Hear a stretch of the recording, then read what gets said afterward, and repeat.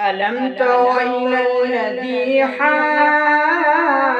إبراهيم في ربه أن آتاه الله الملك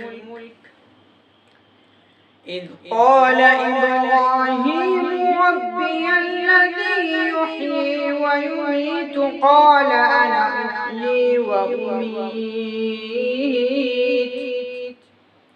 قال إبراهيم فإن الله يأتي بالشمس من المشرق فأت بها من المغرب فبهت الذي كفر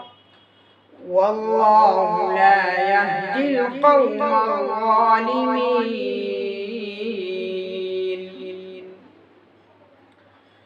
أو كالذي مر على قرية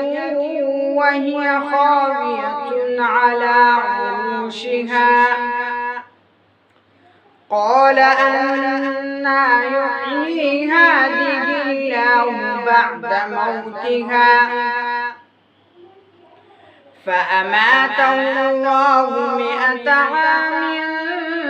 ثم بعثه قال كم لبثت قال لبثت يوما أو بعض يوم قال بل لبثت 100 عام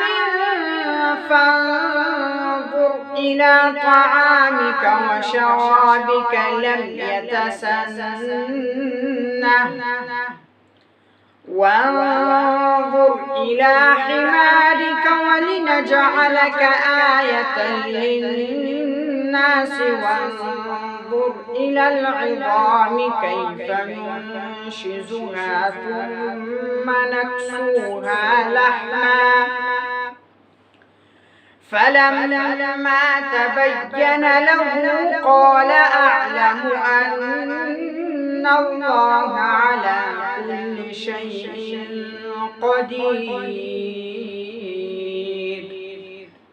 وإذ قال إبراهيم رب أرني كيف تحيي الموتى قال أولم تؤمن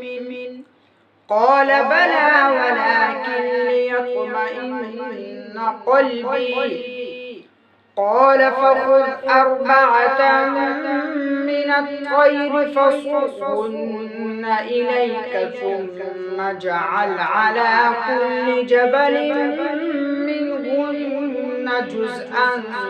ثم ادعهن يأتينك سعيا واعلم أن الله عزيز حكيم